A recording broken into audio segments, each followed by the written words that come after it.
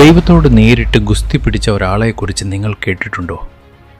കേൾക്കുമ്പോൾ അവിശ്വസനീയമെന്ന് തോന്നാം. പക്ഷേ ബൈബിളിലെ യാക്കോബിൻ്റെ ജീവിതത്തിൽ ഇത് സംഭവിച്ചു.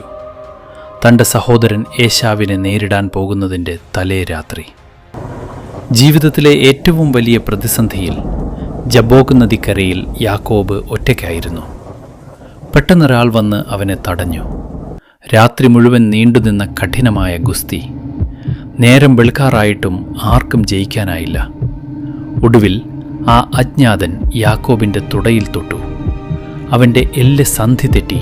വേദന കൊണ്ട് പുളയുമ്പോഴും യാക്കോബ് അവനെ മുറുകെ പിടിച്ചു പറഞ്ഞു, "നീ എന്നെ അനുഗ്രഹിക്കാതെ ഞാൻ നിന്നെ വിടുകയില്ല." ആ ഉറച്ച വിശ്വാസത്തിന് മുന്നിൽ സ്വർഗം തോറ്റുപോയി. അവിടെ വെച്ച് അവൻ്റെ പേര് മാറി. യാക്കോബ് ഇനി മുതൽ ഇസ്രായേൽ എന്ന് വിളിക്കപ്പെടും. ദൈവത്തോടും മനുഷ്യരോടും മല്ലുപിടിച്ച് ജയിച്ചവൻ എന്നർത്ഥം. പ്രതിസന്ധികളിൽ തളരാതെ ദൈവത്തെ മുറുകെ പിടിച്ചാൽ നിങ്ങളുടെ ജീവിതവും മാറും. കൂടുതൽ വീഡിയോകൾക്കായി സബ്സ്ക്രൈബ് ചെയ്യൂ.